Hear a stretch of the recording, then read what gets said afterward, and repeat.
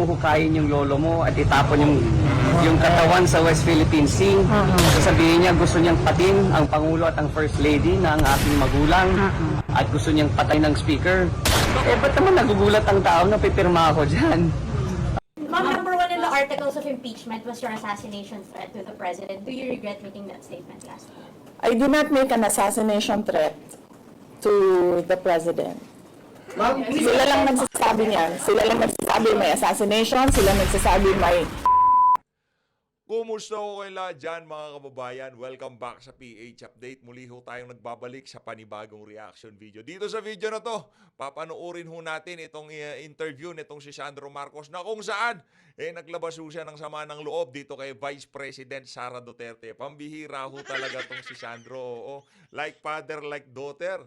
Kung gaano ho kagaling gumawa ng fake news yung kanyang ama, ganun din ho siya kagaling gumawa ng fake news. Anong sabi ni Marcos Jr.? Doon sa nangyari sa KOJC, wala daw armas yung mga polis na pumasok.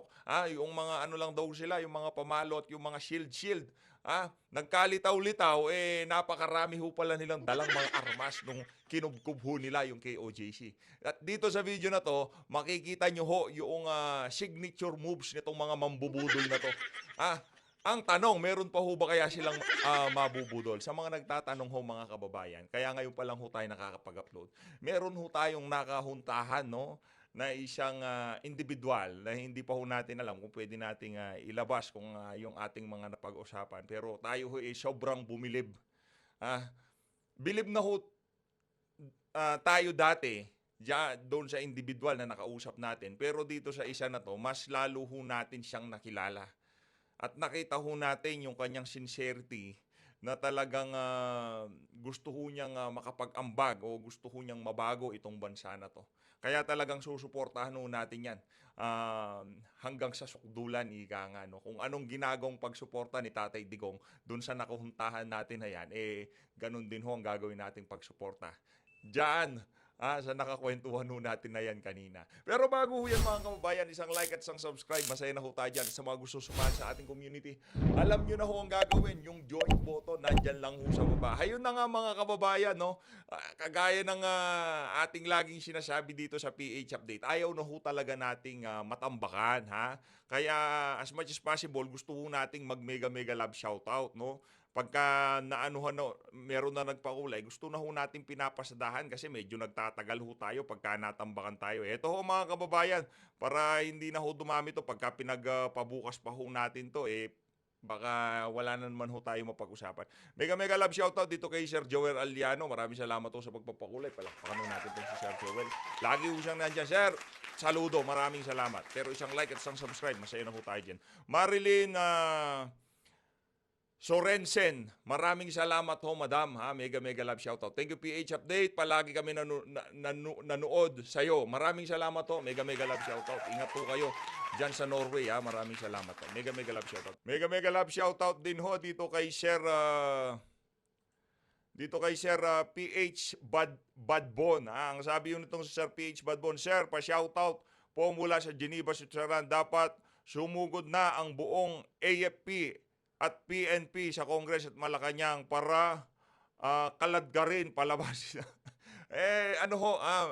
Merong tamang panahon ng lahat ng bagay. Siguro ngayon hindi pa sila sumusugod at hindi pa kinakaladkad, hindi pa ho ang tamang panahon. Pero abang-abang lang ho tayo, no? Abang-abang lang ho tayo. Mega love shoutout din ho dito kay Miss Viana Open Heart. Ma'am, maraming salamat ho. Ingat po kayo sa Amerika. Thank you dyan sa $2 na yan. Mega love shoutout. Mega love shoutout din ho dito kay Sir Jordan Cabico. Sir Jordan, kumusta ho ang araw nyo? Maraming salamat ho sa pag-support sa PH Update. Idol TV Canada, naku, itong si Idol TV Canada. Mabuhay ho kayo, ingat ho kayo dyan sa Canada. Maraming salamat. Mega love shoutout. Mega love shoutout din ho dito kay Sir Herbiscal. Sir, kumusta ho kayo dyan sa Australia? Maraming salamat. Dalawang kamay na saludo. Maraming salamat ho. Palakpakan ho natin itong si Sir Herbiscal. Mabuhay ho kayo. Mega love shoutout dito kay Sir Jordan Cabico. Naku, ito ho talaga, malupit yang si Sir Jordan. Saludo. Maraming salamat, Sir Jordan. No? Mabuhay ho kayo. Maraming salamat. Sir, mega love shoutout. Grace Nyuki. Thanks from California with love. Ayan, sinasabi natin. Mega love shoutout.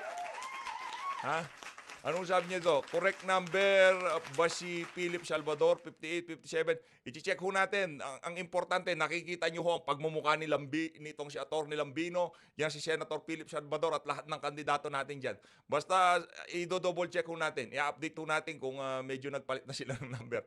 Mega love shoutout din ho dito kay Eleanor Panalosa. Ma'am Eleanor, maraming salamat po dyan sa $5. Ayun na nga mga kababayan, napunta na ho tayo dito kay Supot. Ang pangit ng banat mo, Brad. Kitang-kita na talagang yaang inyong script from Malacanang, House of Representative at sa mga kamag-anak nitong si Marcos Jr. Magkakahalintulad kayo ng script. Si VP Sara hindi niya pinagbantaan ang iyong amang bangag. At huwag kang mag-alala, Sandro Marcos, kung kinakabahan kayo dun sa sinabi ni VP Sara na huhukay niya ang labi ng iyong lolo at itatapon sa West Philippine Sea, huwag ko kayong mag-alala. Pag nagkataon, hindi lang ho si VP Sara ang huhukay. Baka meron pang, alam nyo na, di ba? Hindi lang ho pala hukayan ang gagawin natin, di ba? Tutulong ho ang sambayan ng Pilipino sa paghukay ng mga dapat hukayin. At tutulong kami sa pagtapon doon sa mga dapat itapon. Pakinggan nyo ho ito mga kababayan. Mag-iinit na naman ang inyong mga tambucho, panigurado. Ito ho. Sabihin ng tao na gusto nilang huhukayin yung lolo mo at itapon yung katawan sa West Philippine Sea. Sasabihin niya gusto niyang patayin ang Pangulo at ang First Lady na ang aking magulang. Walang sinabing gano'n. Walang sinabing gusto kong gurgurin yung ama mong bangag at yung nanay mong palaka. Walang sinabing gano'n itong si VP Sara. Ang sinabi niya, may nagbilin na ako. Kung sakaling may mangyari sa akin, paplakda yung mga individual na yan. Wala naman nangyayari kay VP Sara. Nagbabangag ka na rin ba, Sandro Marcos? Mali na palsipikado na naman yung banat mo na yan eh. Yan ang problema dito sa mga politiko na to. Kumbaga, minemekos-mekos nila usapan. Napakalinaw ho ng sinabi ni VP Sara. Pag may nangyari sa akin, sigurado yan tatlo na yan. Merong paplakdayan, ika nga. 'Di ba? Wala namang nangyayari kay VP Sara. Ang gawin mo para hindi ka masyadong mapraning, bantayan mo si VP. Yung mga lumalapit sa kanya, wag mong hayaang may mangyaring masama sa kanya dahil pag nagkataon, magtago na kayong lahat sa sayan ng mga sasayan nitong si Imelda. Sabihin mo sa ama mo, magtago na sa sayan ng lola mo. Dahil talagang tayo naniniwala doon sa sinabi ni VP Sara. Kung sakaling mayroong mangyari sa kanya, talagang kailangan ng magtago nitong mga individual na to. At wala naman nung mag-i-interest sa buhay nitong si Vice President Sara Duterte maliban dito sa mga individual na nabanggit niya doon sa kanyang press con na yon. Maliban dito kay Tamba, kay Lisa at dito kay Bangag, wala hong magkaka-interest sa buhay ni VP Sara. Wala ho. Kung yung mga pipitsuging congressman at senador na lang, hindi ho nila babanggain yang si Vice President Sara Duterte. Para saan? Anong dahilan? Bakit gusto siyang magurgur nitong mga personalidad na to maliban dun sa tatlong nabanggit natin? Wala ho tayong nakikitang sapat na dahilan. Pero itong tatlo na to, yung nabanggit ho natin na yon, si Tamba, si Kokak, si Bangag, yung tatlo ho na yan, meron ho silang interes. Ayaw ho nilang bitawan ang kapangyarihan. Paano ho natin nasabi yon? Di ba? Pagpasok pa lang ho ng 2024, ano hong hinain nila sa atin? Charter change. Sa pamamagitan ng People's Initiative. Talaga hong ayaw ho nilang bitawan ng kapangyarihan. At nakikita ho nila ang magiging sagabal sa kanilang mga plano na yan, walang iba kundi yang si Vice President Sara Duterte. Brad, ayusin mo yung mga facts mo. Huwag niyong lukohin ang sambayan ng Pilipino. Ang problema ho kasi dito, binubudol ho tayo. Gusto ho tayong budulin ulit ng pamilya na to. Akala, nakaisa na nga kayo, gusto niyo pa umisa? Mga walang ya kayo, oo, tuloy. At gusto niyang patayin ng speaker. Ba't naman nagugulat ang tao na pipirma ako dyan? So, hindi kami nagugulat. Gusto mo, damihan mo pa yung pirma mo eh. Di ba? Wala problema, Brad. Sino ka ba? Ano ba pakialam namin sa'yo? Ano lang kami, kumbaga, natuwa lang kami. Hindi kami nagulat, natuwa kami. Uy, nauna si Sandro, palakpakan, di ba? Ganun yung Sa totoo lang, yun hong naramdaman natin. Yung pagpirma mo, Sandra Marcos, yun na, sobrang kinatuwa namin yun. Yun ho kasi ang confirmation na ang impeachment na yan, hindi galaw ni Franz Castro, hindi galaw nitong si Baliko ang bibig, ni Trililing, o kung sino pa man, galaw yan ng mga Marcos. Galaw yan ng iyong ama. Galaw yan ng Malacanang. Yung aming teorya na hindi naman talaga itong mga makakaliwa, itong mga galit sa Duterte, ang gusto mag-impeach dito kay BP Sara. Nakuha niyo ho ba mga kababayan? Ang pagpirma nitong si Sandro Marcos, okay na sana nag-iwas pusoy ka Kahit di ka nga pumirma masyado ka, bata ka pa kasi. Hindi ka pa ganun kagaling maglaro sa politika. Okay lang ho sana hindi siya pumirma Pwede mo sabihin na sabi ng ama ko maraming kailangan gawin, maraming trabaho, di ba? Ako hindi na ako pumirma kasi tito ko speaker, tatay ko presidente. Kaya ako didistansya na ako diyan. Bahala sila diyan. Walang kinalaman ang Malacanang diyan kasi magkakaroon na ng bias pagka pumirma ako diyan. Ama ko presidente. O yun, anong pinakita mo diyan sa pagpirma mo na yan? Tatanga-tanga ka kasi. Masyado kang bida-bida. Nagpatihuna ka pa talaga. Di ba? Kung di ka nagpatiuna, hindi na iisipin ng ating mga kababayan na galaw ng Malacanang, ang impeachment na yan. Dahil yan naman hong katotohanan. Yun naman ho lagi natin sinasabi. Walang mangyayari dyan sa House of Representatives kung hindi kumpas nitong si Marcos Jr. These are statements that can't be taken lightly, especially from someone with such a high position. So, nagtataka na nga ako kung bakit nagulat yung tao. Walang nagulat, Brad. Naku, walang nagulat. Natuwa kami. Ibig sabihin, inano mo kami, yung aming suspetsya, yung aming, aming hinala, na talagang pakana ng Malacanang yan. Tama kayo. Tama ang iniisip nyo. Lahat ng nangyayari diyan sa impeachment, kagagawan ng tatay ko. Yun ang kinumpirma mo sa amin, Sandra Marcos. Kaya huwag kang mag-alala. Kalma ka lang. Walang problema yung pagpirma mo na yan. Walang problema yan. Gusto mo pati yung tito, yung pinsan mo, yung pangisi-ngisi din ng bibig, papirmahan mo din. Lahat ng angka nyo, papirmahan nyo din. Kahit hindi congressman, pirma lahat. Walang problema yan. Yung People's Initiative, di ba? Lahat na lang pinapapirma yan. Nakalanta ko. Pagka talaga, kunyari, parang naging pattern na sa administrasyon na to. Pag magpapalit ang taon, papasok ang January, February, yung first quarter ng taon, meron ho talagang pirmahan issue. Di ba? Nung nakaraang taon, People's Initiative, ang pinipirmahan naman yung paano baguhin, yung gusto nilang baguhin ang ating saligang batas. Dito naman, ang pinipirmahan nila, dahil medyo barado yung People's Initiative, ang pinagdistrikatahan nilang pirmahan, itong pagpapa-impeach dito kay BP Sara. Nakakatawa. Ibang klase ho talaga itong mga congressman to. Pero okay lang yan. Weather lang yan. Magpakasasa kayo sa kung ano man ang nararanasan nyo, natatamasan nyo ngayon, impluensya, kapangyarihan, kung ano pa man. Merong hangganan ng lahat ng yan. At pag dumating ang punto na kami naman ang nasa upper hand, pasensyahan na lang tayo. Sa bagay, sa dami ng pera nyo, malamang sa malamang, di na namin kayo mahahagilap pag nagkataon. Hindi na namin kayo mahahagilap. Pero hindi kakalimutan na sambayan ng Pilipino yung mga kabalbalang ginawa nyo sa ating mga kababayan. Yung pamilya Marcos na yan, perwisyo yan.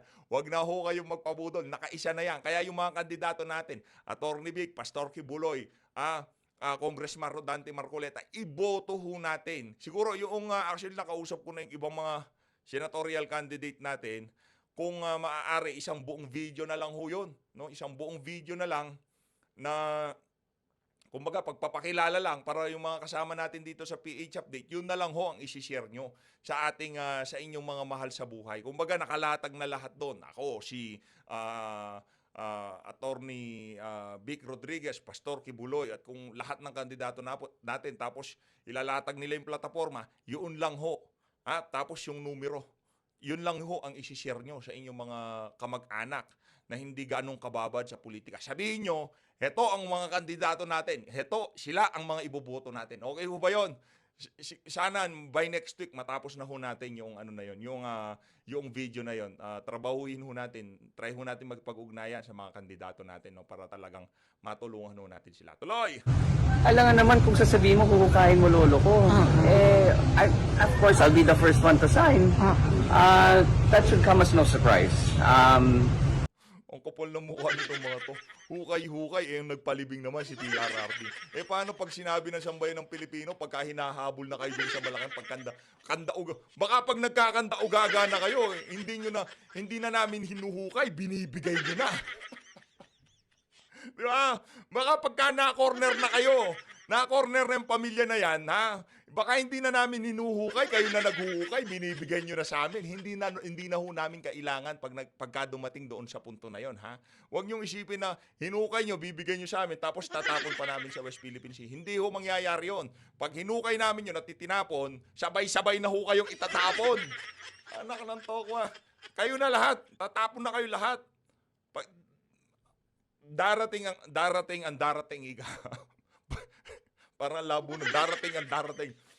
Basta darating ho yan. Pagka dumating, pagka nagpulasan na ho yung mga yan sa Ilog Pasig, doon ho natin sila hunting. Sabi siguro, sige na, kayo na, ukain nyo na doon. Wala nang problema, natanggal na angas ko. Sabi nito si Sandro Marcos, pag nagkataon, no, hindi na ako iiyak sa media. Okay na, ukain nyo na. Pakawalan nyo lang kami. Di ba? Darating ho tayo doon. Pagka hindi nyo inayos ang pamamahala dito sa ating bansa, galit na ho ang sambayan ng Pilipino. Ngayon, nakukuha nyo pa kami sa paganyan-ganyan. Sa bagay, sa 2020, 3 taon na lamang ho. Bigay na ho natin sa kanila. Diba? Kung gusto ho nilang tapusin nila. Tapusin ho nila yung kanilang termino, lalo na itong si Marcos Jr. Malaki ho kasing kaguluhan. Maraming masasaktan, sigurado. Pag nagkataon, kawawa ang Pilipino. Talagang, ang tawag dito, paralisado ng pamahalaan, lalo hong magiging inutil pag nagkataon, pagka umabot tayo dun sa punto na meron ng sakitan. Kaya tayo naiintindihan ho natin si Tatay Digong, as much as possible, daanin ho natin to sa diplomasya, daanin ho natin to sa kumbaga, sa mapayapang pamamaraan. At yung pamamaraan na yun, dadaan tayo sa eleksyon. Yun ang pinakapayapa. Kaya, pero kung ayaw ho nila ng eleksyon, wala rin naman ho tayong problema dyan. Kagayang ginagawa kay BP Sara. Binubrute force nila yung pagtanggal sa kanya. Persahan di ba? So ano gagawin natin? Siyempre meron hong meron hong kasagutan yung mga kabalbala na ginagawa nila na yan. And so that's why I was the first. That ka na naman. Ito na mga kababayan, ikaw, kala mo, dami ka pang kakainin bigas, Brad, sa totoo lang. Huwag kang umasta na hindi porket nag-internship ka dito kay Tambaluslo, na kinuha kang, ginawa mong mentor yang si Tambaluslo, mahusay ka na pagdating sa politika. Brad, wala pa. Kumbaga, kasama ka pa doon sa mga young guns kung tawagin. Di ka lang sumasama doon sa mga yun kasi feeling mo medyo superior ka kaya kalibel mo yan sila Saldi ko. Hindi, wala ka pang alam. Pagsasalita pa nga lang sa mga sa mga hearing, di ka pa nga namin narinig. Maliban doon sa noong 2023, noong budget deliberation ni VP Sara noong tinerminate mo. Wala na, hindi na namin narinig yung pagsasalita. Ito kay VP tayo. Assalamualaikum warahmatullahi wabarakatuh. Yun. Madayaw, maayong adlaw, kaninyong tanan. Mahaba-habaw ito. Magandang araw sa inyong lahat. Sa mga nakaraang araw, marami ang humihingi ng reaksyon, komento, o damdamin. Damdamin ko sa issue ng impeachment na naihain laban sa akin. Sa kabila ng aking mga naging pahayag ukol sa planong impeachment sa mga nakaraan na buwan, ang tanging masasabi ko na lamang sa puntong ito ay God save the Philippines. Bukod dito, nais ko na lang ipaabot ang aking taus-pusong pasasalamat sa mga kababayan na patuloy na nagdarasal, sumusuporta, nagtitiwala, at patuloy na nagmamahal sa akin. Manalig kayo dahil sa taong bayan ang tagumpay. Syukran. I know, right? Braille. How are you, ba? 3 questions, no follow-up. Okay. First question. Oh. Nawala ako. How are you? Ayoko na. I'm okay. You've seen the list of those who signed, ma'am? Oo. Marami doon, mga inaanak, mga kumpare, mga nanghiling suporta sa inyo. So, What's your reaction? Sabi kasi, hindi, ito lang daw basahin ko. Promise me lang, isa na yun. So, ma'am, how are you preparing for this? We've already started preparing the moment Franz Castro announced the impeachment plans, which was November of 2023. So November of 2023, there were already lawyers doing their work for the impeachment. So Ma'am? we leave it to the lawyers. Resignation is not an option. Resignation. Resignation is not an option. Wala pa tayo doon, ma'am, na masyado pang malayo yung mga ganyan na mga bagay. Nandun pa lang tayo sa pagbabasa ng actually, ma'am, wala pa tayo doon dahil yung mga abogado lang yung nagtatrabaho. Hindi ko talaga alam kung anong ginagawa nila. But I have a meeting with them. Even the president said he has not Ang bira, no? Yun ho kasi ang inaasahan na reaksyon nitong mga congressman na to. Apurahin natin yan, ha? Habang nakabreak, malamang mag-nilay-nilay yang si VP Sara at mag-resign siya, ha? Hindi niya napaabutin sa Senado, mag-resign na siya. Pero ang problema ho dito, mga kababayan, kasi pagka nagpunta siya doon sa route na yon, hindi naman ho titigil ang pagbanat sa kanya. Ganun pa rin, wala hong mababago. Di ba? Wala hong mababago. Tuloy-tuloy pa rin ho yan. Hanggat hindi ho siya napapakulong at kung di siya yung perpetual disqualification, yun naman ho talaga pakay. Pag nag-resign siya, hindi ho siya tatantanan. Lahat ho ng pandudurog na ginagawa nila, hindi ho mababawasan, lalo hong ma-intensify nga pagka nagbitiw yan si VP Sara. Kaya wala yun, hindi kasama sa usapan yung resign. Kung tayo tatanungin, wag na, tuloy-tuloy na yan, bakbakan na eh. nothing to do with the impeachment, do you believe? I do not want to answer that question. Next. Ma'am, confirm po ba na si dating Pangulo Rodrigo Duterte isa sa mga abogado niyo para sa impeachment? I do not want to answer that question. Yes, ma'am. Nakikita niyo po ba na may hahalin tulad ng sitwasyon ngayon ng bansa sa 1984 ni George Orwell? I do not want to answer that question. Last. Feel na yung mga kaalyado nanghiling suporta, mga inaanak, mga kumpare, kumaris, sila yung mga pumirma sa inyo. Paniwala ko lang, no, if you have to explain or defend your signature in a yes petition for impeachment, then you feel that you have done something wrong. Kasi kung wala ka namang ginawang mali, bakit mo i-defend yung pirma mo? Ma'am, So yun yung paniwala ko. Correct. Ma'am, naniniwala po ba kayo na may gumalaw po for the impeachment? May gumalaw po na parang money involved? I do not want to answer that question. Yes. Ma'am, will you be endorsing senators, lalo na po sa PDP slates, especially that may possibility na mag-overlap yung trial sa next Congress?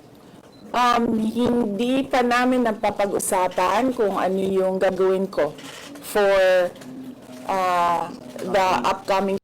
Tayo, kahit di pa napag-uusapan, Pastor Kibuloy, Congressman Rodante Marcoleta, sila ho kasi yung magsisilbing hukom diyan sa trial na yan. No? Kaya,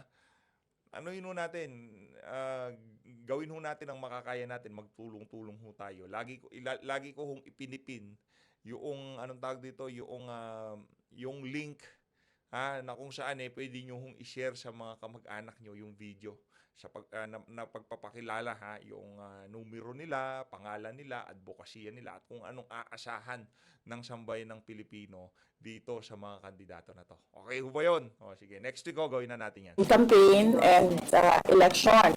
Pero nasabi ko na noon na patuloy yung trabaho namin, and isa sa mga trabaho namin ay gusto namin tumulong sa Commission on Elections in voter education, particularly yung wag mo ibenta yung boto mo, wag gumamit ng dahas during campaign and election day, yung mga ganun. Ma'am, payo niyo lang po sa ating mga kababayan sa nangyayari po ngayon sa ating bansa. Yes, sabi ko nga kanina sa statement ko sa ating mga kababayan na patuloy na sumusuporta, nagmamahal, nagdarasal, napakahalaga nun, ay manalig lang sila dahil sa taong bayan ang tagumpay. Bibing, anong nag-blooming daw patapos na maya? Nganong naakadri sa Manila na taga-Davao magka.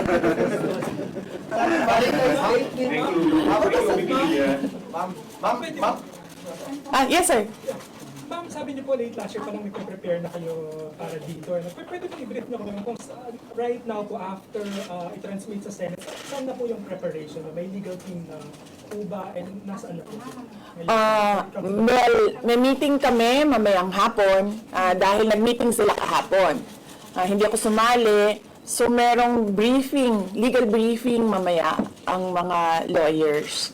So I will know more this afternoon. Can you name some of the prominent members of your Pakikita nyo na yan pagpasok nila ng kanilang entry of appearance.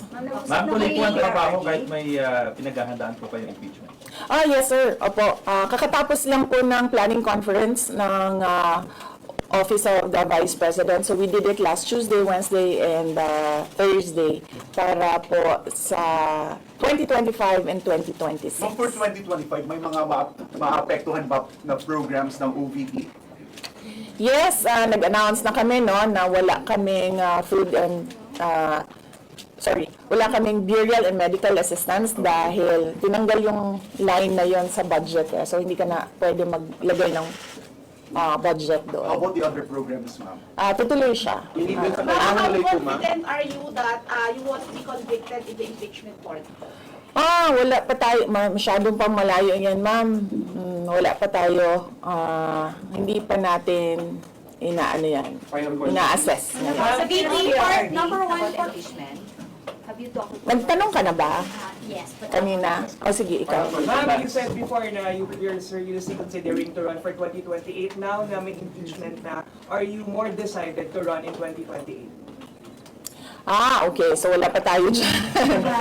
Wala pa tayo dyan. But nasabi ko naman di ba, paulit-ulit kung we are seriously considering that. But it's difficult to decide without numbers. So, kailangan malaman yung surveys and numbers. Sa next year pa yun. Oo. Ma'am, pero ma'am, sa tingin niyo ba, ma'am? Sir, nagtanong ka na? So, yes, sir. What are you concerned na yung possible consequence that you can be disqualified from public office kung magkaroon na ng conviction? Yes, sir. Oo. Alam ko po yung penalties ng impeachment. And the moment na nag-resign ako sa Department of Education, before ako nag-resign sa Department of Education, pinag-isipan ko na lahat yan. Ma'am, sa ngayon ba, masasabi ninyo na lalo pa kayong nainganyo na ituloy ang pagtakbo sa 2028 presidential election? Nasagot ko na ata yung kanina sa question ni Sir na nakaitim. Ma'am, number one in the articles of impeachment was your assassination threat to the president. Do you regret making that statement last week? I did not make an assassination threat to the president. Ma'am, Sila lang Pambihira kumbaga, wala namang sinabing ganun si VP Sara. Narinig mo yun na sabi niyan, sila lang nagsasabi may assassination, sila nagsasabi may assassin, may gunman, Vice, Not say that. Vice, last time, tinanong ko kayo if confident kayo sa numbers ng House, and sabi nyo, hindi kayo confident. And nagkatotoo nga, ngayon sa Senate, you said na parang meron kayong confidence sa mga senador. So, ngayon, how do you feel about that? Do you still feel confident with the numbers in the Senate? Sandali, Mama. Kailan ko sinabi yung may confidence ako sa numbers sa Senate? Ano exact na sinabi ko? Sorry, I cannot remember the exact words that I used. Parang medyo confident kayo with regards sa Senate, sa mga friends and allies nyo. Unlikely ako magsasabi ng ganyan ba? But I need the... I will answer that next Pero how do you time. feel now sa Senate? Supposedly receive nila yung impeachment complaint the other day, pero nag-close sila kagad because of the last session. Well, that is their prerogative as a body, no? So, hindi na, we have to respect the Senate kung ano yung desisyon nila. Dahil sila yung mga nandoon sa loob. So far you feel assured about your allies in the Senate? We haven't talked. I have not talked to my friends in the Senate. Wala. Ma'am, will you appear sa Message impeachment po kayo court? kay Senator Ivy. Bakit? She's holding back daw the impeachment po, ma'am. Sabi daw po niya, she opposed to impeachment daw po. Bakit kaya? Maybe we should ask. Maybe we should ask her first. Bakit niya i-block yung impeachment? How do you feel po? Baka yan si Senator Amy, kaya niya ibablock kasi baka hindi pa siya nakapagpulburon. Kulang pa siya ng pulburon. Yun ang problema dito kay Amy Marcos. Siguro lang siya, wala siya sa wisyo nung sinabi niya yun. Pero plano ho nila yan. Baka 2021 pa lang ho siguro, plano na ho nila yung impeachment na yan. Kaya, iupo natin si Sara pag nanalo tayo, yun. Sibakin natin. Sabi ni BBM, hindi niya supportado yung impeachment, pero number one na, unang-unang pumirma yung anak niya. He was consulted actually. He consulted. Kasi sabi, ito lang daw basahin ko. Ang daming nagbabantay sa gilid. Nausap niyo na ba yung father niyo after the impeachment? Wala pa. But nagpadala ako ng message through sa kanyang assistant and sinabi ko na ano ba sinabi ko? Hindi ko maalala. I think I said everything will be all right. Yan ata ang sinabi ko. What was his reply? His reply was a song. Ano po ba yung song, ma'am? MacArthur's Park. Oh, okay. So, nagpadala siya ng video na kumakanta siya. Pambihira ho talaga, no? Ibang klase ho tong si Tatay Digong.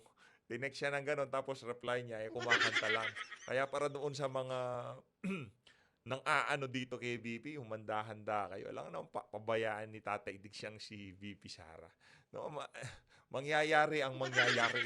Hindi ko pa nabasa, ma'am, yung complaint. But I understand lahat ng mga complaints na na-file sa House of Representatives, nabasa na ng mga lawyers. Ma'am, will Any challenges May pakiusap pa. Sandali, Sarah. Sandali, Sarah. Any challenges po na hinaharap natin with regards sa preparation sa impeachment? Ang challenges sa preparations, but so far wala naman. Wala naman kaming na-overwhelm kami kasi ang daming mga lawyers na nag-signify na tutulong sila sa defense.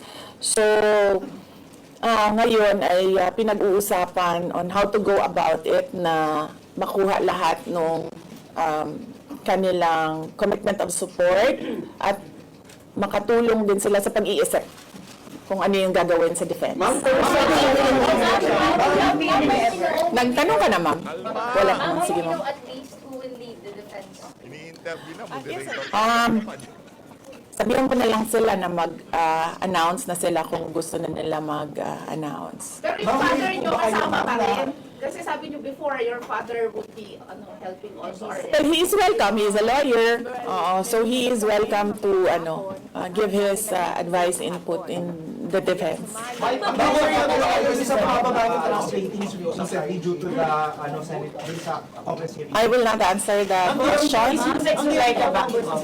Yes, I'm sorry. Yes. Is yung Sex Zulaika Lopez bakit? Yes. So what happened was, nag-indefinite leave siya, and then she was admitted to the hospital doon sa Davao City na hospital siya, and then discharge siya ng mga doctors with ulitin ko. Si Yusek Zulaika Lopez, nag-indefinite leave siya after nung sa veterans hospital admission niya. Umuwi siyang Davao, and then na-hospitalize siya doon. And then sabi ng doctors niya, we will discharge you but you have to come back ngayon ata, February, for further tests. And then bumalik siya for 1 day dito. Noong January, bumalik siya for 1 day dito sa Office of the Vice President, and she said na mag-leave siya for 2 months. And then I said yes, take the time that you need for your health. And then after a week, bumalik siya. Noong January, after a week, bumalik siya dito, and then she said, hindi ako mag-leave. So sabi ko, okay, welcome back. Ma'am, pag-usap po sa INC, meron ba pakikipag-usap kayo sa INC? Dahil sila po yung nag-rally against para wag ituloy yung impeachment. Hindi pa po kami nagkausap ng INC, sir, pero nagpapasalamat po ako sa INC at sa buong sambayanan sa kanilang pananawagan ng kapayapaan. Ma'am, kamusta po ang staff ng numbers in Senate? Nagtanong ka na, sir? Dapat, sir. You think you have the numbers in the Senate? Hindi ko masabi yan ngayon, sir. Wala pa kami dyan. Ma'am, Nagtanong ka na, ma'am. Wala pa. Ma'am, would you consider former President Duterte to be your lead defense? He will, maybe if he wants to, he can be part of the defense team. But because of his age and because of rigorous preparations in an impeachment case, baka sabihin ko sa kanya na wag na lang siyang mag-lead. Dahil medyo may edad na si former President Rodrigo Duterte. He's already 80 years old this Ma'am, year. kamusta po ang staff ng OPP after they heard about the impeachment po, ma'am? Ano po naramdaman po nila na when you were impeached by the House? Ano po naramdaman ng staff ng OPP in general? Are they sad? Are they worried po ba, ma'am? Hindi ko alam nila, pinagtatawanan lang nila ako dito sa gilid kasi hindi daw ako sumunod. Sabi, basahin lang daw talaga ito. Ma'am, you will appear sa impeachment court, ma'am, if ever. Ha? Will you appear sa Okay. Kung pwede namang hindi, and I understand, pwede naman, hindi na. Oo. Kasi baka ma-intimidate lang sila lahat sa presence ko doon. May mga plano po ba kayo para itulak ang pag-audit, lalo na po sa mga kongresista natin na ginagamit ang pera o pondo ng gobyerno para sabdak propaganda against you? Hindi ko na muna sagutin yung tanong na yan ngayon, ma'am. Doon muna tayo sa God Save the Philippines. So ma'am, will you dissuade or encourage your support By the way, maraming salamat to. 750,000 subscriber na ho tayo. Maraming in salamat. case they would go sa street to rally? Sa panahon ngayon, ma'am, na sobrang mahal ng presyo ng mga bilihin, lalong-lalo na ng pagkain, sasabihin ko sa mga supporters sa taong bayan na unahin muna nila ang trabaho and negosyo nila kesa sa mag-rally sila sa mga daan. Dahil marami o lahat tayo breadwinners. So merong mga bata o merong mga kapamilya na nagdidepende sa atin.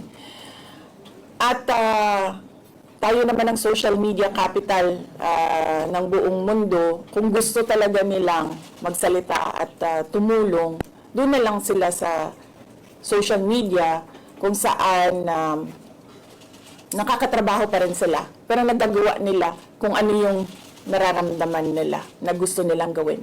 At yun ay magsalita at marinig sila ng taong bayan at ng mundo. Yun. Ayun na nga mga kababayan, dito na natatapusin ang ating reaction video. Maraming salamat ho sa mga sumama sa atin dito sa video na to at nagpakulay. Maraming salamat ho. Mag-ingat ho kayo lahat. Mahal natin ng Pilipinas. Dire-diretso lang ho tayo sa pagsuporta dito kay Vice President Sara Duterte. Huwag din ho natin kalimutan yung ating mga senatorial candidate dahil malamang sa malamang sila ho ang kumbaga magpapatuloy sa mga naiwang trabaho ng 19 Congress dahil sila ho ang magsisilbing hukom diyan Sila Attorney Vic, sila yung tipong kikilatis doon sa mga ebidensya. Pagka naupo ho yung mga wala na ho tayong problema. Kahit i-file pa nila next year, walang problema. Kahit i-refile pa nila hanggang umabot ng 2028, gusto nila patapos na lang yung termino nitong si Bangag. Nag-impeachment pa tayo dyan, walang problema. Basta yung mga magiging hukom itong ating kandidato kagaya nitong si Attorney Jimmy Bondoc, di ba? Ano yun lang ho natin? Suportahan ho natin silang lahat. Ikampanya ho natin.